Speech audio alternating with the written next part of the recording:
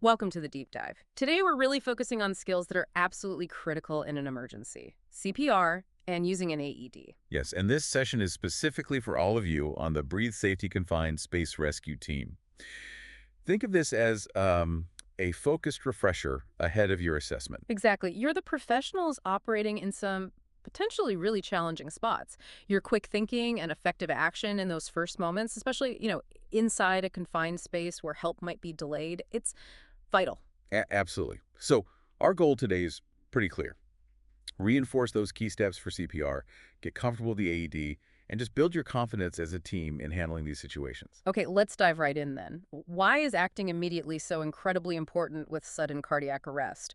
We know it's a big cause of premature death, often down to VF, ventricular fibrillation. Yeah, that's the chaotic heart rhythm and the time factor. Right. It's stark. Research clearly shows survival chances drop maybe around 10% for every single minute that defibrillation is delayed when someone's Yeah, in VF. 10% per minute. Wow, that really highlights the urgency. It really does. It makes that chain of survival absolutely crucial. Right, the chain.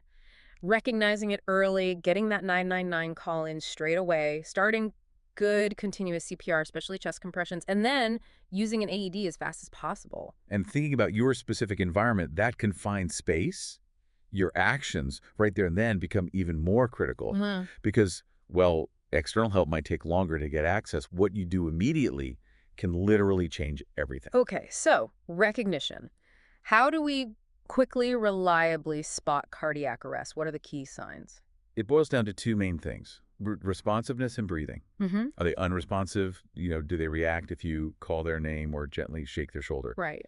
And crucially, are they breathing normally? This is key. They might have stopped breathing altogether, or they might be taking these strange, infrequent, noisy Agonal gasps. breathing, right? Exactly, agonal gasps. They look like breathing, but they're not effective. That's a definite sign of cardiac arrest. No normal breathing. And you mentioned earlier, sometimes there can be seizure-like activity right at the beginning. That's a really important point. You might see that. If you do, wait for the seizure activity to completely stop before you assess for responsiveness and normal breathing. Yeah. Don't jump the gun. Got it. Wait for the seizure to pass, then assess. So, cardiac arrest confirmed. What's next is immediate, high-quality CPR. Talk us through why the compressions are so vital. Well, those compressions are essentially acting as an artificial pump for the heart. They keep some oxygenated blood flowing to the brain and the heart muscle itself. Keeping things viable. Precisely. It buys precious time, Yeah. and it actually makes the heart more receptive to a shock from the AED if one is needed.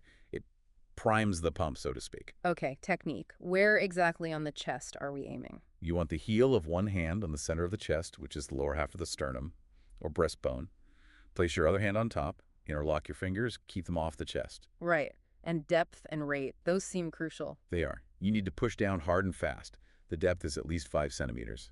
Okay. But try not to go deeper than 6 centimeters. And the rate needs to be steady, between 100 and 120 compressions per minute. Like the beat of staying alive. That's a classic example, yeah. Yeah. Or something similar with that tempo. Fast and consistent. What else is important when doing compressions? Two big things. First, complete chest recoil. After each push down, you absolutely must let the chest come all the way back up. Don't lean on it.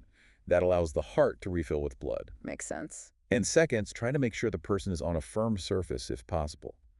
Compressing on a soft mattress, for example, just isn't as effective. Okay. Firm surface, full recoil, depth 5 to 6 centimeters, rate 100 to 120. What about rescue breaths? The standard guideline, if you're trained and willing, is 30 compressions followed by 2 rescue breaths. Each breath just enough to make the chest visibly rise. But what if someone isn't trained in breaths or isn't comfortable doing them? Then the advice is clear. Just focus on continuous, high-quality chest compressions. Hands-only CPR is still incredibly valuable. Doing something is far, far better than doing nothing. Good point. So CPR buys time and supports the organs. Now, the AED, some people might find them intimidating. They might look it, but honestly, modern AEDs are brilliantly designed. They're compact, portable, and crucially, they talk to you. They give simple, clear voice instructions. So anyone can essentially use one, trained or not. That's the idea. The voice prompts guide you through every single step. And a really important safety point: It will not shock someone unless it detects a shockable heart rhythm. That's reassuring. It makes the decision for you in a way. Exactly. It analyzes the heart rhythm and decides if a shock is needed. It won't deliver electricity inappropriately. Okay, let's walk through the steps. AED arrives. What's first? First, obviously confirm the person is unresponsive and not breathing normally. Then, you need to bare the chest.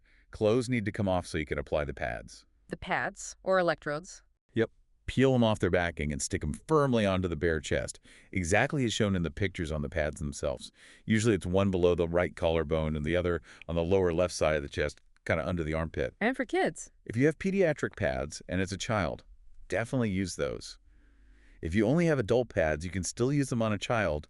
Just make sure the pads don't touch each other.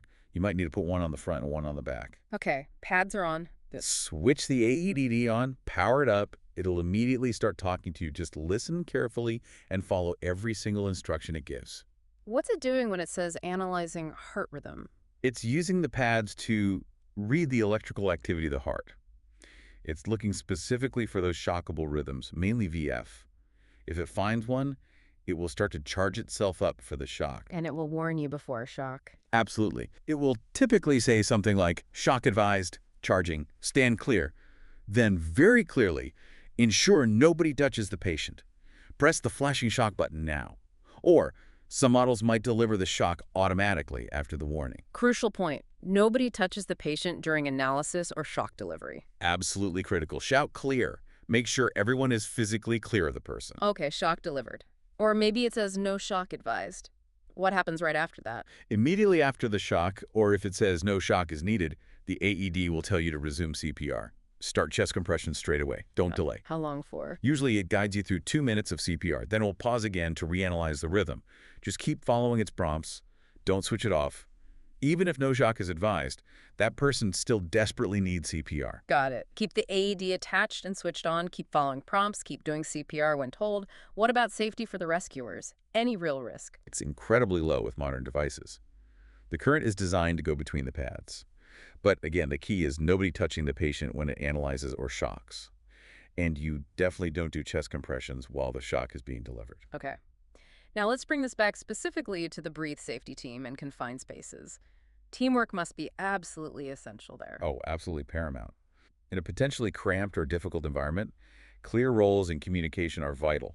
Ideally, one person starts CPR immediately, Right away. while another team member gets the AED. Whether it's stored within the space, hopefully, or nearby, there needs to be a plan for that. So no stopping compressions to wait for the AED to arrive. No, definitely not. Minimize interruptions to compressions at all costs. Keep CPR going. When the AED arrives, the person doing compressions keeps going while someone else applies the pads. A smooth handover. Exactly. Then everyone follows the AED's voice prompts together as a team. That coordination is key in a potentially stressful and physically challenging situation. And knowing where the AED actually is and that it's ready to go seems pretty fundamental too. It does. AEDs do run self-checks. They'll beep or flash if there's an issue like a low battery or pad expiry. But yes, knowing its location relative to your work area and maybe having checks as part of your procedures is just good practice. What about the legal side? People sometimes worry about doing harm or getting sued. It's a common concern, but in the UK, the law is generally very supportive of people trying to help in good faith. The Social Action Responsibility and Heroism Act, the SARA Act, offers protection. Basically, if you're acting reasonably to save a life, you're very unlikely to face legal trouble, whatever the outcome. That's important reassurance for the team. Act confidently. Yes, your efforts are valued. And finally, working with the emergency services when they arrive. Well, that 999 call needs to happen immediately, as we said. The call handlers are trained to help. They can guide you on checking for cardiac arrest and starting CPR even before you might have an AED ready. And they might know where AEDs are.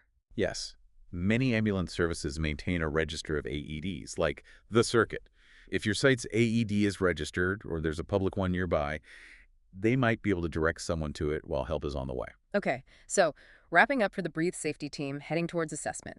Remember those cornerstones: quick recognition, immediate high-quality CPR, and getting that AED on fast and using it correctly. Yes, and remember, your role as responders in confined spaces makes these skills even more critical.